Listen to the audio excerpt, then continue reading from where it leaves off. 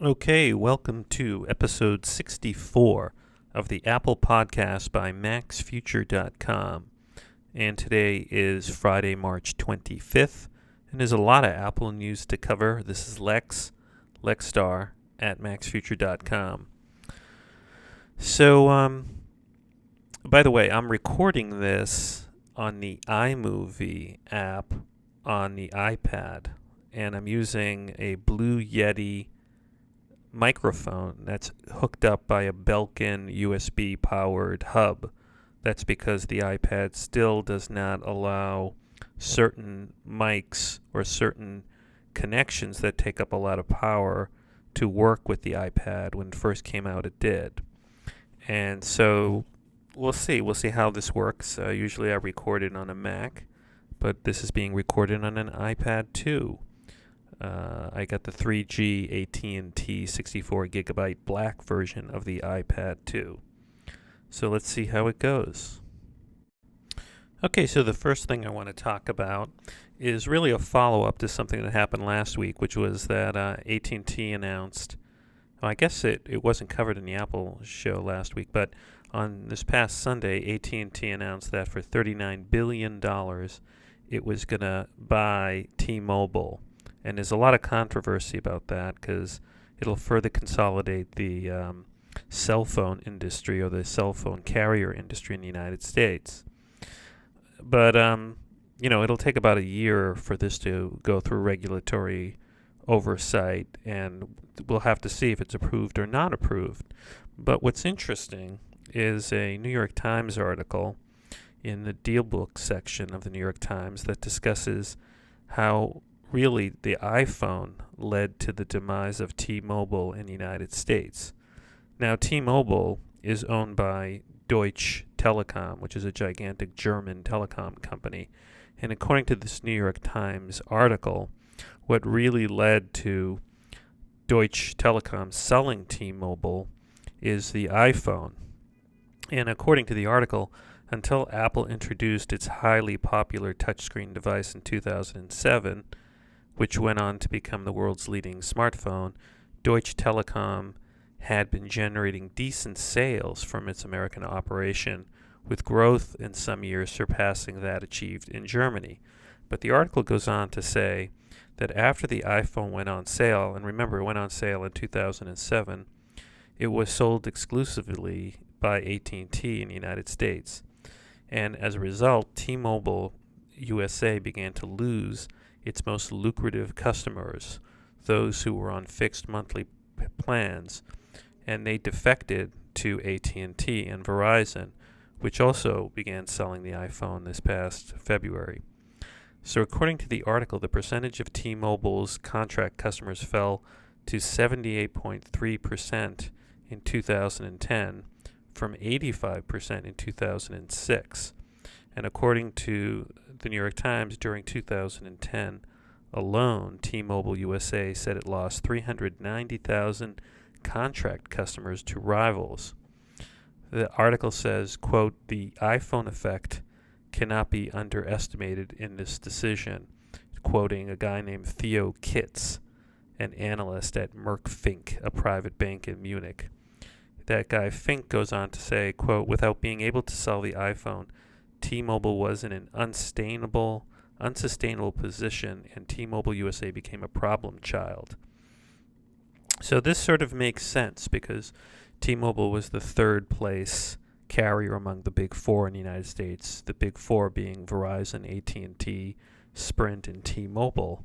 And I think the real profits for these carriers come from people who are willing to pay for these premium services like data plans that cost $30 a month on top of the phone price. And obviously people buying iPhones are willing to pay a premium. The typical cell phone person previously would get a phone for free. So I think this totally makes sense. Obviously the iPhone has totally shaken up an industry, but I don't know, I'm a little concerned about AT&T's takeover because, I think T-Mobile is famous for cutting prices and offering things like unlimited data. And if T-Mobile is not there, we may be seeing the AT&T prices going up. Okay, so if you are a Macintosh lover like I am, you might be excited by the news or the rumor that has come out this week. Apple Insider reported that Apple is rumored to release new iMacs in the coming month of May or the end of April. Now, here's the thing. Supposedly, the new iMacs will have new processors, and the key new processors are the processors that were put in the MacBook Pros. These are the Sandy Bridge processors from Intel. So that's one big change. Now, if you've been following what's going on with the MacBook Pros that came out, these Sandy Bridge processors with seemingly the same or less gigahertz speed are actually performing really, really fast. And I think some of them are even surpassing the performance of the current high-end iMacs with quad-core i7 processors that are not Sandy Bridge, but are the prior version that Intel had. So that's one reason alone. I mean, the benchmarks that people have gotten with the MacBook Pro Sandy Bridge processors are amazing. The other thing that the new iMacs are probably going to have are the Thunderbolt technology. This is the LightPeak technology from Intel that's branded Thunderbolt. And Thunderbolt is really the connection of the future that's going to replace everything. It's going to replace USB, it's going to replace FireWire, it's going to replace USB 3.0, it's going to replace eSATA, it's going to replace the connections, the DVI and DisplayPort connections that you have to your monitors. And currently the MacBook Pros have this Thunderbolt technology. Thunderbolt and LightPeak are the same thing. LightPeak was the name that Intel gave the technology in development, but for branding purposes, Apple and Intel are now calling it Thunderbolt. So those two things are definitely going to be in the iMac, in my opinion.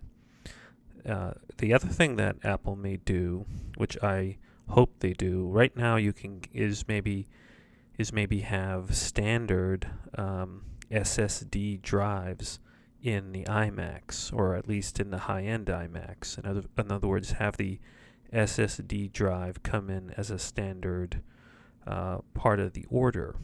Right now, with the 2010 iMacs that which I have, you can order it with a regular hard drive, or for extra money, configure your iMac to have a second drive, an SSD. And it's pretty expensive. And what I'm hoping is that Apple have a standard configuration with a SSD drive in the new iMac. And what I'm hoping is that it's a smaller SSD drive, because that wouldn't be too expensive. I mean, right now, the standard configuration of the iMac, and I think you can only get the second drive with the 27-inch iMacs. But let's take a look at the 27-inch iMac. You can get a 256 gigabyte solid-state drive from Apple for an additional $600. Now, that's a lot of money.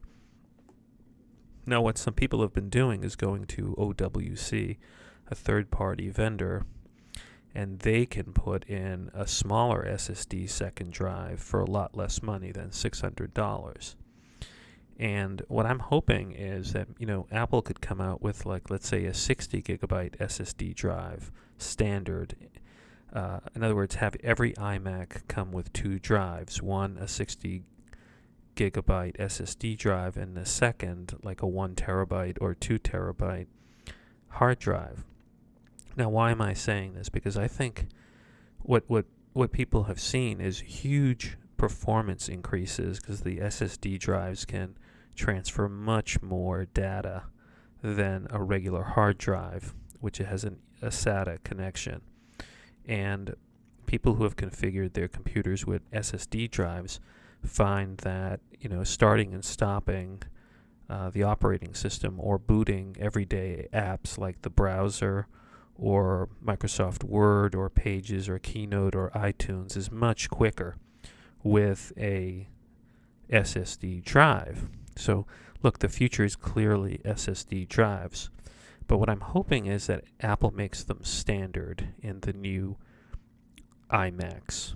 Now, I'm in a dilemma because I just purchased in November a 27-inch brand new iMac with quad-core processors. And it's really powerful. It's a huge improvement over my 4 or 5 year old iMac.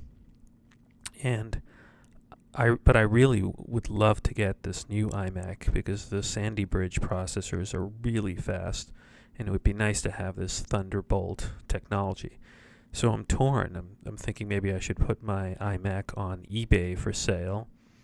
On the other hand, it is so powerful when compared to what I had before.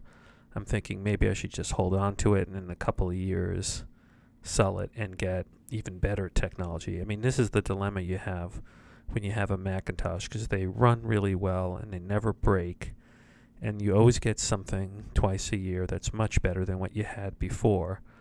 And so the question is, how often should you upgrade? Now, one of the reasons I would upgrade is that I really do take advantage of the processor speed, because I do a lot of video and audio processing for this podcast and also for family movies, and so that makes sense. But we'll have to see. I mean, clearly new iMacs are going to come out because they haven't been upgraded since last summer, and the MacBook Pros have been upgraded. So that should be really interesting. Okay, so the next story really makes me feel better about my backup service, my cloud-based backup service.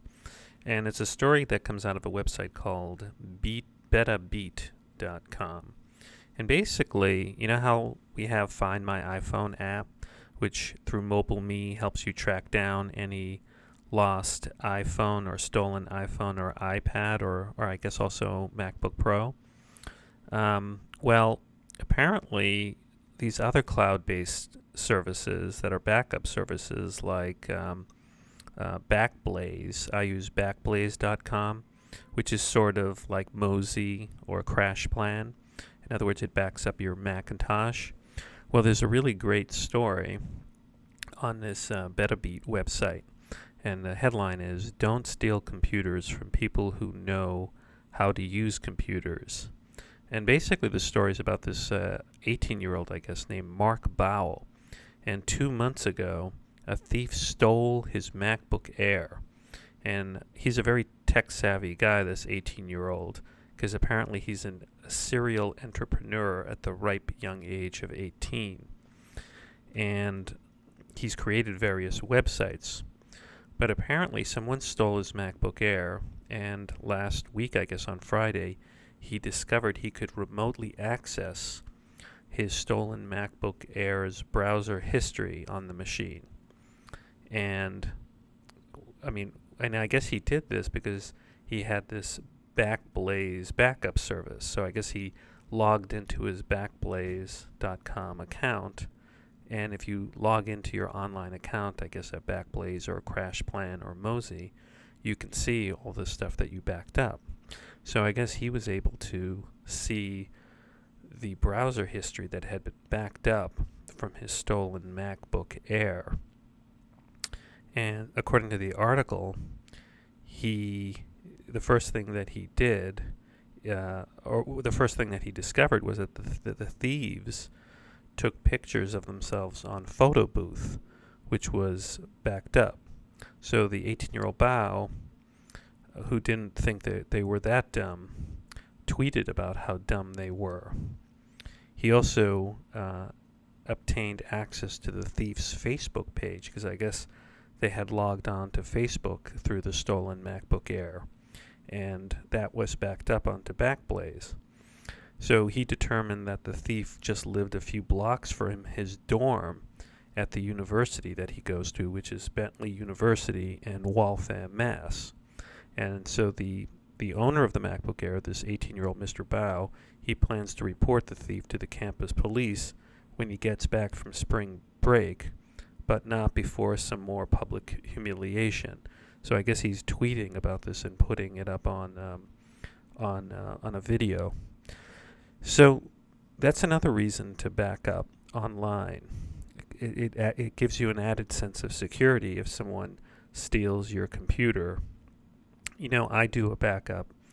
I've heard this from other people. You should do 3-2-1 backup. Have at least 3 different forms of backup on at least 2 different mediums. So I have a backup on Time Machine to an external hard drive just that sits right next to my computer. And I also back up onto BackBlaze.com, which costs, I think, only like $50 a year. And then also for my photos, I also back them up a third way using just the built-in backup software on a Mac, and I just back them up to old iPods, because old iPods are like hard drives. And so really I have them in 3 locations. I have them on Time Machine, I have them on the cloud-based service, and also on the iPods. But what this makes me realize is that BackBlaze, if somebody broke into my home and stole my computer, I might be able to track them down through BackBlaze as well as MobileMe. Okay, so another follow-up to a controversy from last week involves an iPhone app and actually an iPad app called the Twitter App by the famous social networking service called Twitter. And, you know, Twitter is a company, and ultimately Twitter needs to make a profit. And the controversy is that on the latest update to the Twitter app on the iPhone and on the iPad, there's this new feature which really upset a lot of people who use Twitter, and in some ways violates, you know, the concept of how a nice app should be designed on the iPhone. In other words, it should be really easy to use and not visually jarring. And Twitter, which had been heralded by a lot of people, you know, took a lot of flack because the feature is this sort of banner that goes across the top of your app and blocks a lot of your visual space to see your Twitter messages. And the banner supposedly shows you trending topics on Twitter. And if you click on it, it's supposed to show you, I guess, tweets that relate to those trending topics. But it quickly got the name of the Dick Bar, named after, I guess, the new CEO of Twitter has the name Richard or Dick. And so in a sort of derogatory way, a lot of people are calling it the Dick Bar.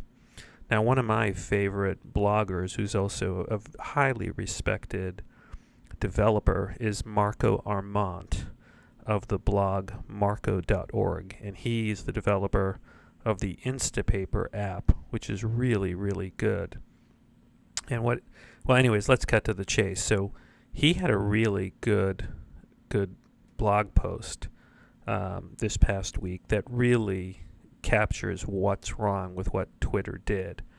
And his article is called "Why the Dick Bar is Still So Offensive." And he goes on to say that, you know, let me give you some of the stuff that he says that I agree with. Its initial implementation as a floating overlay over anything you were doing in the app was far worse. Now it's just at the top of the main timeline, and it scrolls with the list. But it's still offensive to most people who hated its debut because making it scroll with the list didn't solve the problem of it being there and being mandatory. And he goes on to say, the reason Twitter added the quick bar was presumably to be able to feature ads which show the promoted badge. And he says, if it only ever showed ads like this, I don't think the response would be so negative. The bigger problem, he says, is that it's showing a random trending topic or hashtag most of the time. And here are a few of the topics that he's seen over the last 24 hours. And really, he then lists like these topics that are just sort of nonsensical, like Lova 2 and Gomez, Chris Brown Fame album, Gus Johnson, 100 Facts About Me, Wolverines, Singular, GSM, Michigan. So he says it's a news ticker limited to one-word items lacking any context, broadcasting mostly topics that I don't understand, recognize, or care about. It's nonsensical, and worst, it can offend. At best, it will confuse. And he's right. I mean, what's terrible about this dick bar on the Twiiter app is that it's really not useful in any way. Like, I don't really care about these trending topics because, they're so general and so widespread in areas that I don't care about that it's kind of annoying to have there. And, the point with Twitter is that you can follow people who you want to get their tweets. So you can really narrow Twitter on the Twiiter app to only follow topics you really care about. So, for example, if you only care about, using Twitter to follow Macintosh-related stuff, you would only follow people who tweet about Macintosh stuff, and you could drop people who don't tweet about Macintosh stuff. So you can really cater it to be very narrow. And what this dick bar does is it broadcasts to you trending topics that you might not care anything about. Now, to the extent it's advertising, it's really terrible advertising because you didn't even get the point of the dick bar or the point of the message. And what Marco Arment suggested and what others have suggested is they should just put ads in the tweets, like maybe have every 20th tweet be an ad, or alternatively offer to charge people for this service, like $10 a year or $20 a year, or buy the app for $1 or $2. But I would check out Marco Arment's blog post because it really just captures everything that is wrong with this update to the Twitter app. Now, in one of my previous blog posts, if you go to my website, you'll see instructions on how to go back and downgrade your Twitter app. And all you have to do, frankly, in iTunes, when you go to your list of apps, you can see what's the latest version of your app and when it was last updated. Well, if you have Time Machine, you can just go back in time once you find where your app folder is, and Time Machine saves your prior versions of your app. And so I'm not running the current version of the Twitter app. I restored the older version from Time Machine. Now, one thing that kind of sucks about that is now I can't do update all apps on my iPhone all at once. Instead, I have to go in and just update piecemeal the apps that I want to update because I don't want to accidentally update the Twitter app again. What would be nice in the next or some future version of the iOS is if Apple gave you the option in iTunes or in the App Store settings to say, no, these apps I don't want to automatically update. I want these apps to be updated on an individual basis, so that when you go for your updating all function for apps on the iPad and the iPhone, it does only certain apps would be automatically updated. I would like to see that feature because this has happened before where I didn't want to update a certain app, and if I pressed update all, it would do that. Now, a couple of weeks ago, you may have heard me report on that rumor that Apple was going to build one of the largest, if not largest, Apple stores in Grand Central Station in New York. Well, now comes a follow-up rumor via the Electronista.com website, actually reporting from somewhere else, that Apple is scrapping its Grand Central store plans. And I'm not so surprised because, Grand Central Station in New York is somewhat highly regulated. It's a famous landmark train station, and frankly, I don't see huge store space there. So I was wondering, where was Apple going to be putting its purported 25,000 square foot store? So it's kind of sad, but I do think Apple is going to find another place for a store on the Midtown East part of Manhattan. And that's because Apple right now has 4 stores in Manhattan. It has one on Fifth Avenue and 59th Street. It has one on Broadway on the Upper West Side in 61st or 64th Street. It has one in Soho on, Prince Street between Green and Worcester Street, and also in the Far West Village in the Meatpacking District. And apparently the Fifth Avenue store is just ridiculously crowded and one of the highest earning stores in the world. I think it's the highest earning store per square foot in Manhattan. And so one of the reasons Apple wanted to build a store in Grand Central was to take off some of the traffic pressure on the Fifth Avenue store. So my guess is that Apple's going to find some space somewhere between 42nd Street and, 45th Street or 50th Street in Manhattan to be the next big Apple store in Manhattan. So we'll have to see. Okay, so one of the guessing games that people have are what is Apple going to do with the user interface of the iPhone and the iPad going forth in the future? Because, obviously Apple's under a lot of competition from Google Android, Windows 7, and other devices, both on the iPad and the iPhone. And so Apple has to constantly reinvent that graphical user interface and how we navigate the small devices like the iPhone and even the iPad.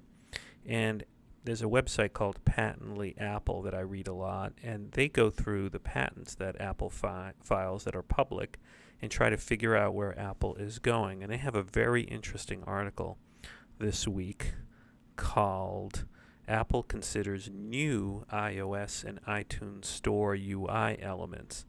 And what's significant is, obviously iTunes is a huge cache machine for Apple, yet they're still willing to experiment, at least in patents, with changing it. So in this article, they basically discuss how Apple is going to have is experimenting in patents with having a grid-like interface where they would take images and maybe chop them up and have like tiles within the images. So if you had like some sort of album art, it would create a picture, but then there would be subtitles built into the picture, and if you pressed a certain tile, I guess certain information would come out. And I guess they would also do this for contacts or other parts of the user interface, like the App Store. So, it's an interesting article. I would definitely consider reading it. It's a little technical, but it gives you some sort of insight. The term that Apple uses in the patent for this technology of sort of chopping up the user interface into a grid, the pictures, it's called segmented graphical representation. So that's the term that Apple is using for this new technology that they're seeking a patent for.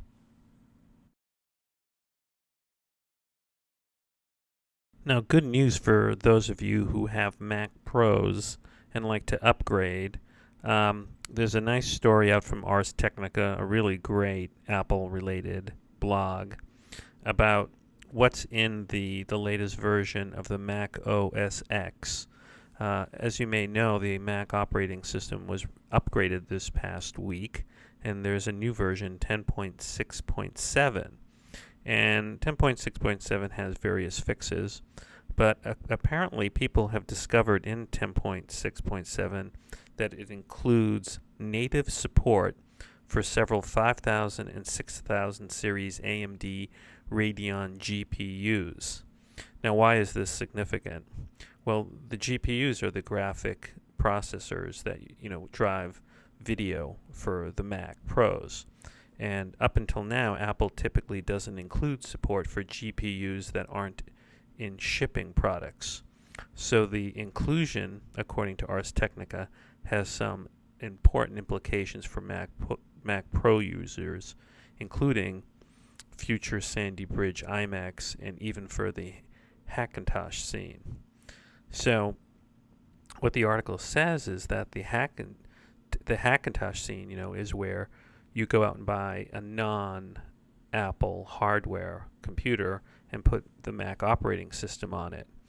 And the problem a lot of time with those, if they have different video cards than what Apple puts on a Macintosh, the operating system might not support it. But according to the Ars Technica article, that there's already support for third-party video cards built into the operating system, so it'll make it easier to port the Mac operating system on other computers.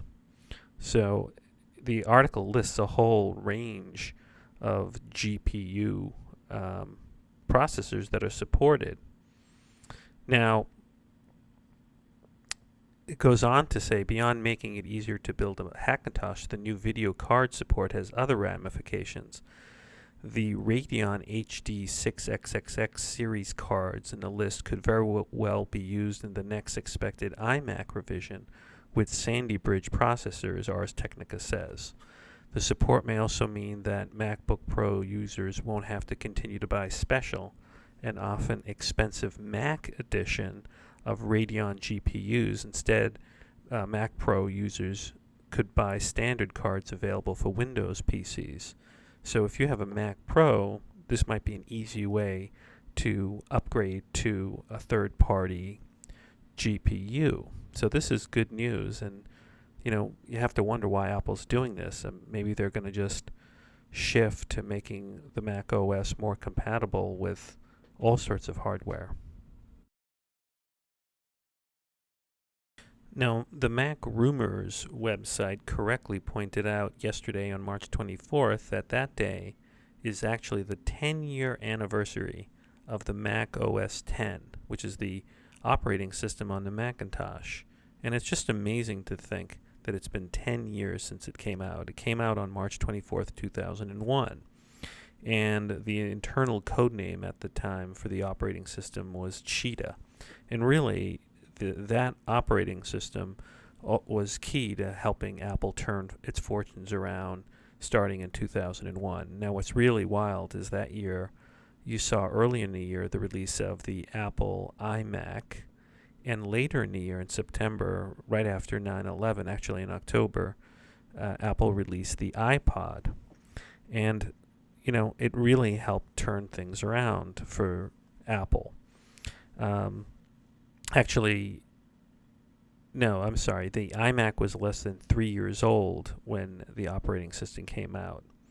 But the iPod did just come out just 6 months ahead of time. And at the time, Macintoshes ran at a speed of up to 733 megahertz. So it's a great anniversary. And remember, what OS X did was bring a completely new operating system that was Unix-based to the Macintosh.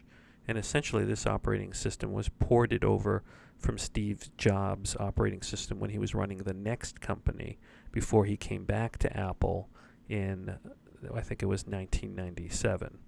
So really, Steve Jobs and Apple sort of forced everybody to go to a whole new operating system that was much more robust than version 9 that was there before.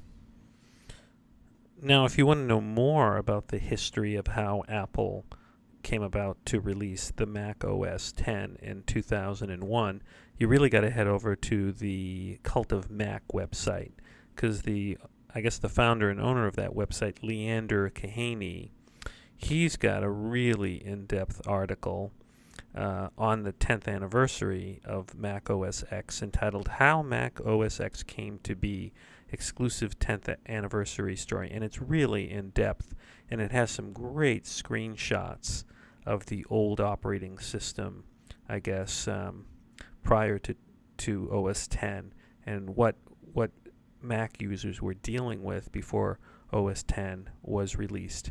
And his article is really interesting. He gives all sorts of behind-the-scenes stuff and the struggle that Apple went through in developing Mac OS 10. He says a couple of things here. For example, he says, with the launch of OS 10, Jobs finally took the title of Apple's permanent CEO. Prior to that, he had been the interim CEO or ICEO, and OS 10 was the last major part of the company he needed to fix. And he also points out the interface of Mac OS 10 was called Aqua and was inspired by water drops.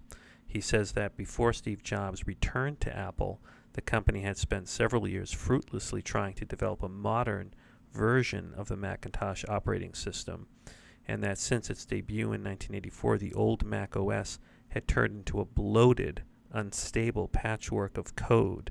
It had become a nightmare to maintain and upgrade. For users, it meant constant crashes, freezes, and restarts, and lots of lost data, frustration, and rage. And he's right. I remember, I've been a Mac user since, 1986, and I remember in the late 90s, when I had the version 9 of the operating system, I remember there would be these bizarre crashes, and you'd get these code over your screen, and it was constantly crashing, and you don't get that anymore. And he goes on to say in 1994, programmers began a ground-up rewrite of the operating system codenamed Copland, after the famous American composer. But after a couple of years of effort, it became apparent the project was gargantuan effort. It would never be finished. And then he says the Apple executive team at the time decided it would be easier to purchase a next-generation operating system from another company. And in the end, the other company they purchased from was Next, which was run and owned by Steve Jobs, and that's how Steve Jobs came back. So I really encourage you to go and read this article over at the Cult of Mac, and check it out. Now, if you like the blog post, you might want to check out Leanne Kander's book, which is called Inside Steve's Brain. This is not an advertisement. I just like his writing, and apparently his article is really is I think an excerpt from his book, because he says so at the end of the blog post. And Inside Steve's Brain is I guess Leanne Kander's analysis and biography of Steve Jobs and his thinking. And I guess you can get the book for $16.29 on Amazon. Again, this is not an advertisement. I just every now and then recommend things that I think people who listen to this podcast would like, and I think I'm going to get it. Okay, so if you're a big Skype user on a Mac, you should probably update the Skype, because a new version of Skype came out for the Mac, and it's version 5.1. And according to Skype, there's some key updates for this release, including participants in group calls can now easily identify active speakers, and you can select recent called numbers stored in the dial pad. In addition, according to Skype, they've fixed many issues, including the iSight FireWire webcam detection problem. So I guess people who've been using the old FireWire iSight camera have a fix now. And so the new features are focus on active speakers in group calls, so you can know who, if you have a group call, you know who's actually speaking. You can dial recently called numbers from the dial pad. The contact groups shown on the right-hand side are now shown there, allowing more space in the sidebar. You can have call quality feedback and several minor bug fixes. So, look, a lot of people have been complaining that Skype has gone downhill in the last, I guess, few years in terms of the quality and dropped calls. So hopefully this version will fix a lot of problems. Now, the limits of the Mac App Store on the Macintosh are tested every day because Apple doesn't just let any app go in, and some, that maybe go too much into the guts of the Mac are kicked out. Well, MacNN reports that there was an app that Apple rejected from the Mac App Store called App Scanner.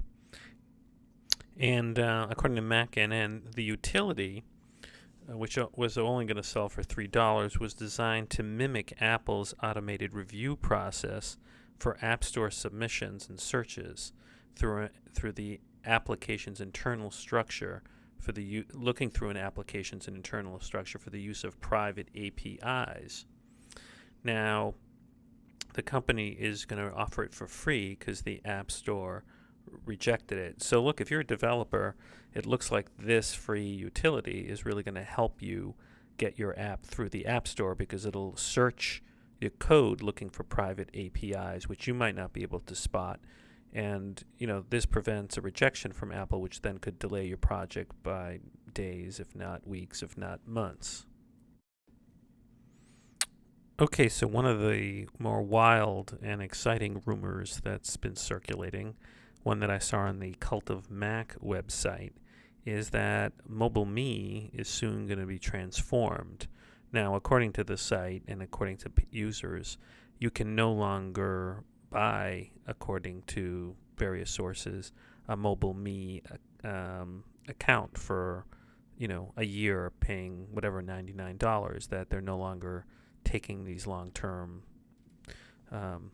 purchases, and there's an indication that MobileMe is going to be totally revamped. And according to the Cult of Mac website, that they're going to Apple's going to roll out a music locker that's only going to cost $20 a year, and you're going to be able to upload your music to this locker and stream your music to wherever you want. This is the whole rumor regarding the North Carolina facility. For years, Apple's been building a gigantic server farm in North Carolina that's very mysterious.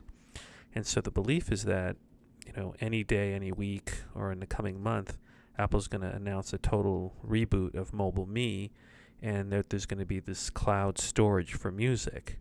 Now, $20 a month would be great as a music locker, and maybe the other things that we currently have to pay for in MobileMe will be free, like the email, like the 20 gigabytes of storage, the iDisk.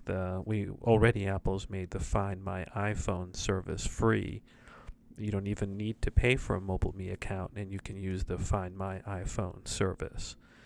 So this is going to be very exciting. One question I have is, what music are you going to be able to put in this locker, and what quantity? Is Apple going to give you a hefty amount of space to store your music? I mean, I think my iTunes MP3 library is pushing 100 gigabytes, I think, or 80 or 70 gigabytes. I mean, that's a lot of storage. The other question is Apple only going to let you store music that you bought from iTunes? I mean, one way Apple could do it is basically say, look, we have a record of what you bought, and so you don't have to upload anything. Whatever you bought is already in your digital locker. Or Apple could say, no, we're going to let you upload whatever music you have on your computer and store it. Now, I have a feeling Apple's not going to do that, because that could involve licensing and legal risks from the music companies. My prediction is that Apple is going to say, like, we have a record of whatever you purchased from Apple, music-wise or video-wise, and that music and video is now available in your digital locker to stream. That would encourage you to buy more music from Apple, as opposed to just ripping your CDs and then having them on your computer. So we'll have to see. And I think if Apple structured it like that, Apple then may say, no, we're going to give you an unlimited amount of music and video stored on the cloud. So whatever you buy from us will always be available on the cloud for streaming or for re-download. So we'll have to see. I mean, this could happen next week, or it could happen next month, but definitely there's going to be a change to MobileMe. Now, how is Apple doing as a business? Well, at Fortune, Philip Elmer DeWitt has an article entitled Morgan Stanley's Bull Case for Apple, 65 million iPads, $540 a share. Now, currently Apple's trading on the 25th of March, I guess around $350 a share. So saying that for an analyst from Morgan Stanley to say that it's going to go to $540 is a pretty ambitious prediction. And Philip Elmer DeWitt at Fortune, in his article, basically goes through what this Morgan Stanley analyst, Katie Huberty, forecasts regarding Apple. And basically, the analyst has a bull case scenario. Bull case means, if you had a very positive take on what's going to happen to Apple, she thinks that Apple could ship 87 million iPhones and 65 million iPads in calendar year 2011. That's a lot of iPhones and iPads. I mean, I think all of last year, Apple sold 15 million iPads, and this analyst is saying, well, in a bull case scenario, Apple could sell 65 million iPads in 2011.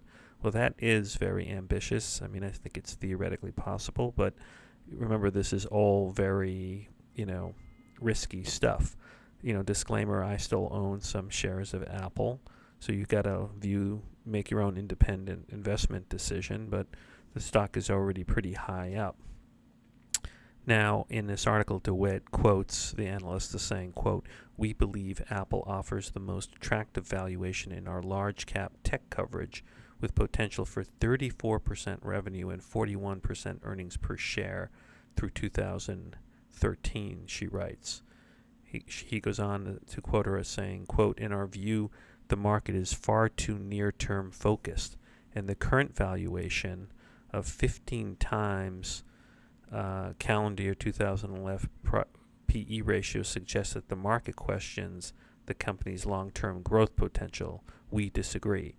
So what DeWitt is pointing out is that analysts in valuing a company look at the potential for growth, and the market looks for potential for growth. And Apple's had tremendous growth in the last 10 years. I mean, its revenue just grows and grows and grows year after year. And how can it continue growing? Well, this Morgan Stanley analyst has 4 potential catalysts for continued growth.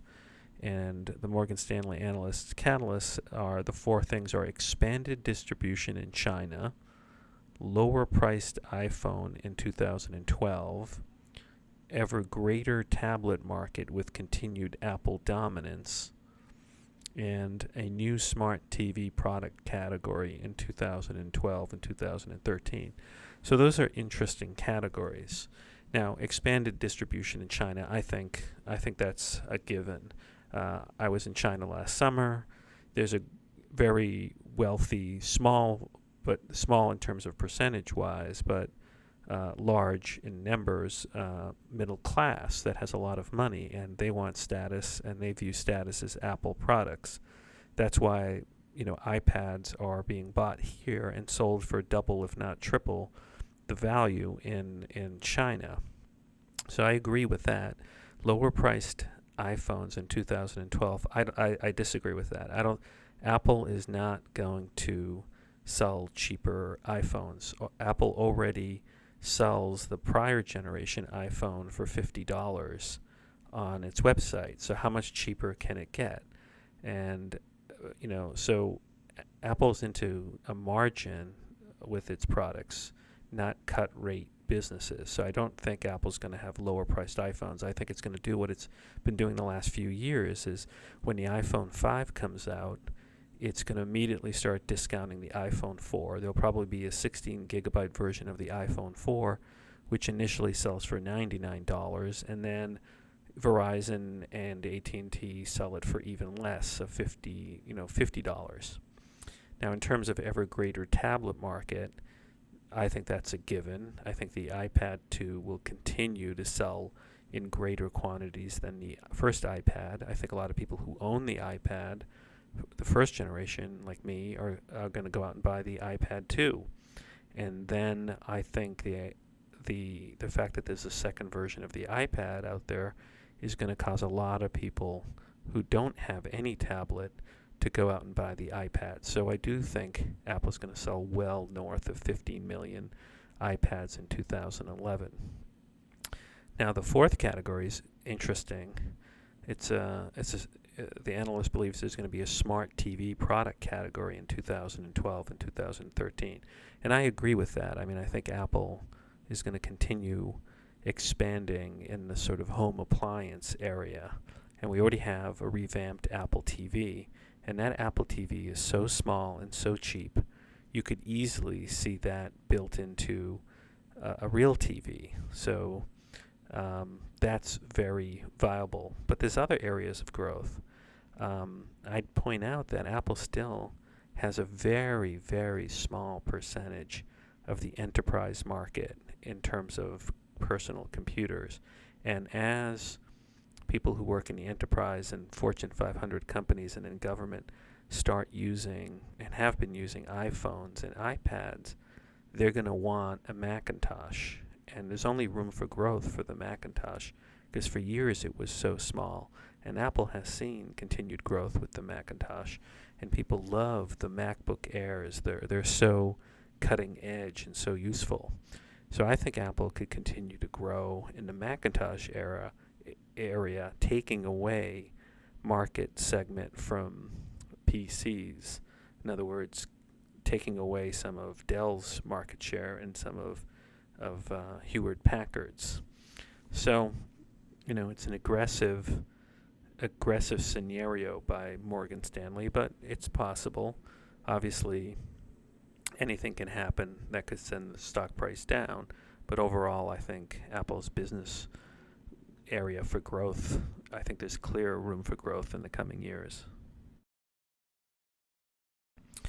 Now, Philip Elmer DeWitt of Fortune followed up that article on the Morgan Stanley analyst with another article on the 24th of March, which is intriguing. And the article is entitled, Steve Jobs May Have Found a Way to Get TV Makers to Put Apple's Technology in Their Seats. And basically he follows up and he says that there's a report in Bloomberg, the financial news service, posted on Wednesday that cites two people familiar with the project and quotes a Pioneer vice president on the record as saying, quote, Apple connectivity and Airplay is a blessing for an industry trying to move the needle forward on sales. And what's being referred to here is that Bloomberg basically reported that Apple was looking to license the Airplay technology to TV manufacturers and other manufacturers. Already, Apple has licensed Airplay to the Pioneer company for the Pioneer receiver, so you can stream through Airplay music from your iPad or iPhone or Mac to a Pioneer receiver. But according to this article by Fortune, it sounds like Steve Jobs may have found a way to make money in a market. He famously told the audience at All Things D last June that there was no money to be made. And so what may be going on is that Apple may embed the Airplay technology into TVs. It might make a deal with TV manufacturers where you could stream from your iPad or your iPhone or your Mac content to TVs. Now, if you're going to do that, why not just build in the time machine? The Apple TV, why not build that into third-party TVs? So this could really happen, I think, because manufacturers of big LCD and plasma TVs, they want to continue selling these things. And if you make, like Samsung, if you make one of these things, don't you think you're going to sell a lot more if you say it's Apple Airplay compatible or Apple TV compatible, or that you don't actually have to hook up an Apple TV because it's built right into it? And look at the Apple TV. It's like a hockey puck. You could easily build that into any TV. Or the manufacturers could say, you know what, we're going to make a little slot in the TV, in the side, and you just stick your little Apple TV in there, and the HDMI is connected. So, this is clearly something I think that could happen. And, I'm holding off on getting a new TV for the living room, because I think in the coming year we're going to see something with Airplay integration, if not Apple TV integration. Okay, so earlier this week, Steve Jobs was reelected to Disney's board. And as many of you may know, Steve Jobs is actually one of the largest, if not, I think he is the largest stockholder of Disney, because Disney bought Pixar, which he owned, and in exchange they gave him Disney stock. And he's been sitting on the board of Disney, I think, since then. Now, what's interesting is there was some controversy around this, because some groups protested and said that Steve Jobs should not be reelected to Disney's boards because he's been so absent from board meetings because of his health. And I'm glad he did get reelected, because yes, he's probably been absent, but you know what? He is such a great thinker and such, a person with such great ideas that I'm sure he contributes 10 times as much to any board meeting than other independent board directors do who regularly attend. So even if he's there only 1/5 the time, if he's providing 10 times the input and guidance and ability to really direct the company, he's of great value. And I don't know. I just I thought it would be a little unseemly if he had to resign because from the board of Disney because of his health problems. But I'm glad he's still on the board. Okay, now we're coming to a rather touchy subject, and that is the issue of how much should Apple do to censor or cull through the apps that are submitted to the App Store on the iOS devices, and I guess also the Mac App Store.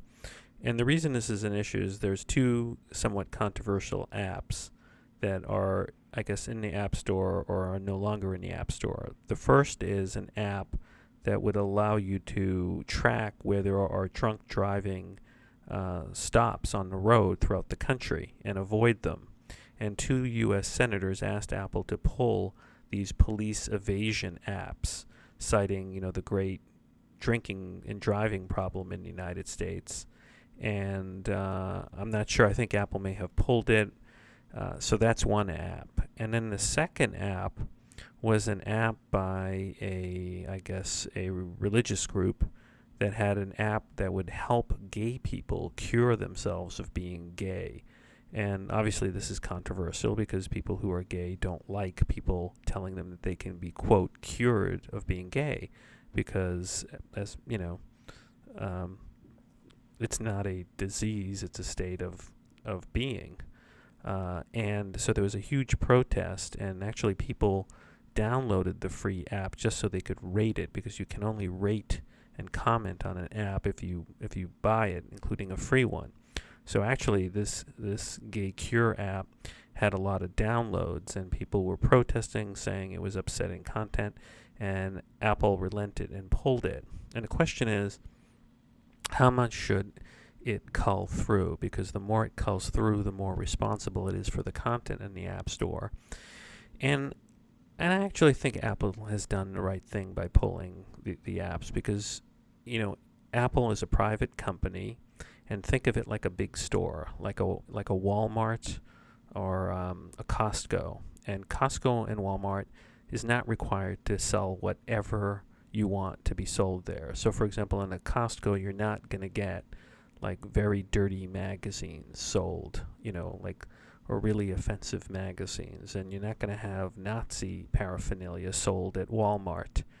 And so Apple as a private entity has every right to cull through offensive products, or products that could offend a big group of people. The danger is there's always going to be one group of people who are offended by an app and another group of people who are offended because you pulled the app. But I think Apple's good at striking the right balance, and so I think it's within their right as a private company. I mean, it wouldn't be in their right as a private company to discriminate based on race or sex, or I guess religion. But I don't think it's a form of discrimination to say to a religious group. We're not going to allow you to put your app in there that cures some other people. That's not really censoring religion. That's, censoring an app that's somewhat offensive. Okay, one other new development recently is that the great screen capturing program on the Mac, ScreenFlow, is now available in the Mac App Store for $99. And why this is good is because up till recently it wasn't in the Mac App Store. One of the great advantages of the Mac App Store is if you buy an application through the Mac App Store, you can then use it on, up to 6 or 5 other accounts or computers, as long as you're logged into the same Mac Store account. It's similar to the iOS apps. So now ScreenFlow is available, and what's interesting is ScreenFlow's main competitor had been Camtasia. Now, Camtasia had already been in the Mac App Store, and which I thought was interesting because Camtasia came to the Mac after ScreenFlow. ScreenFlow started as a native Mac screen capturing and editing application that's very highly regarded. And I played around with it. And Camtasia was for years a screen recording app on Windows and was recently ported to the Mac. And what was interesting is Camtasia went first to the Mac App Store. So I'm glad that ScreenFlow is now there. They're the two big boys in terms of screen capturing and editing, and they have really cool features. And at some point I might do a review of the two. But there's other tools that you can use also if you're into screen capturing both pictures and movies. One tool that I've used that's a lot cheaper than ScreenFlow or Camtasia is iShowU, and I think it costs only like $29.95, but it doesn't have all the editing power of ScreenFlow or Camtasia, but it's still a very useful tool. A free tool for just taking screenshots on your Mac comes built into the Mac, and it's called Grab, and you just, do search in your apps for Grab, and you can take screenshots and size them up. Also, you can just, press Alt-Shift-4, and that creates a screen grab. So that's just for picture taking. And if you want screen recording, and another great app, which is free, is QuickTime. QuickTime has screen recording built into it, and the one problem is, though, it'll record the entire screen, not just a window that you want. But it's free. And then you can take that and any grab picture you have and edit it in iMovie. And iMovie, of course, is free and comes with iLife. So you have these free tools that you could experiment with first if you want to do your own screen capture.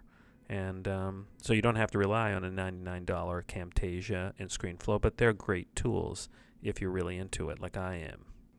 Okay, so that was episode 64 of the Apple Podcast by Lexstar at maxfuture.com. Thanks for listening, and also tune into the iPad podcast that I do, and that usually comes out on Sunday nights or Monday mornings. So thanks for listening. You can always send me an email at maxfuture@gmail.com or leave a voicemail, and you can find the number at the maxfuture.com website under information about MaxFuture. Thanks for listening.